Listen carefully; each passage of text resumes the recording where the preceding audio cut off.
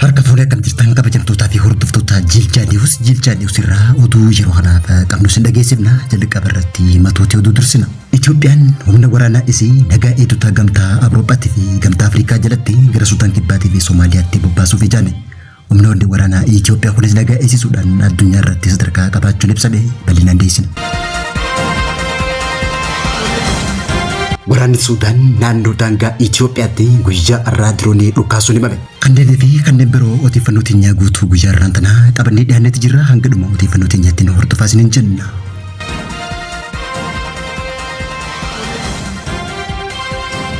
Raayyaan ittisa federaalawaa guyyaa har'aa humnoota nagaa eegdota marsaa 20ffaa mana barumsa leenjii kontinjantii Horsiyootti leenji'anii fi to'annoo dhaabbata mootummoota gamtoomaniitiif gamtaa Afrikaatiin gara Sudaan Kibbaatiif Somaaliyaatti bobbaasuuf qophii xumuruu ibse.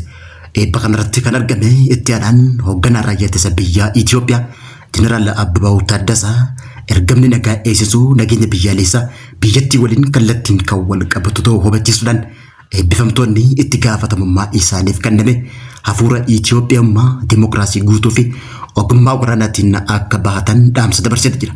Sirna kanarratti kantiibaan bulchiinsa magaalaa Dirree Dhawaa Obbo Kadiir Jawaar dabalatee hooggantoonni olaanoon waraanaa Itoophiyaa argaman.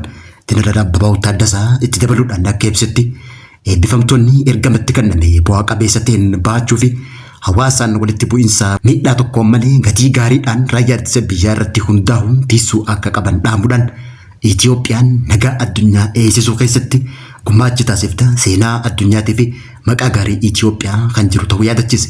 Waggaa 80ffaa dhaabbata mootummoota gamtoomanii sababeeffachuudhaan beekamtiin Itoophiyaaf kenname kanaaf ragaa ta'uu hubachiise. Ergamni nagaa eegsisuu akka addunyaatti ardiilee fi naannootti guddachuun haala walxaxaa ta'e keessa jiraachuullee ibse. Kunis kallattiidhaan nageenya biyyaalessaa Itoophiyaa waliin kan wal qabatu hoggaa ta'u ergama isaanii qophii fi gahumsa guddaadhaan akka raawwatan yaamicha kan taasise ta'uun ragaan miidiyaa hawaasaa ittisa biyyaa Itoophiyaa irraa argame mul'ise.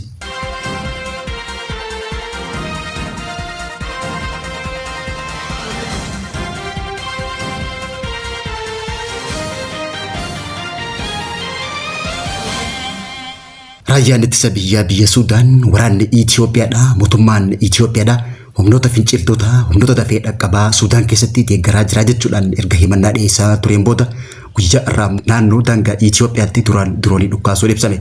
Raayyaan ittisa biyya Sudaan diroonii diinaa naannoo daangaa Itoophiyaa naannoo qilleensa isii sarbee kuffisuu beeksise.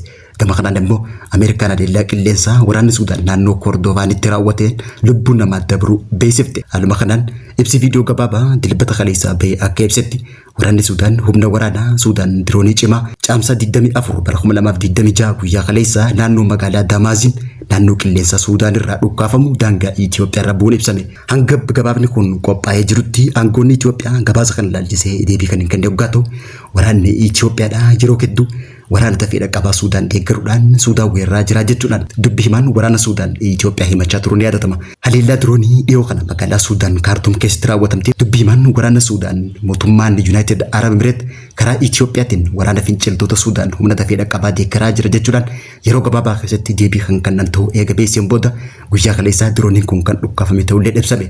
Yeroo ammaa tana mootummaan Itoophiyaadha kanaan dura himannaa taasiseen Sudaan TPLF deeggaruudhaan yeroo ammaa tana birmadummaa Itoophiyaa sarbuuf jechuudhaan kanaan dura deebii kenne. Haa ta'uutii malee immoo diroonii dhukkaafamteef mootummaan Itoophiyaa hanga ammaatti hanga gabaasni kun qophaa'ee jirutti deebii kan hin kenneen ta'uun gabaafame.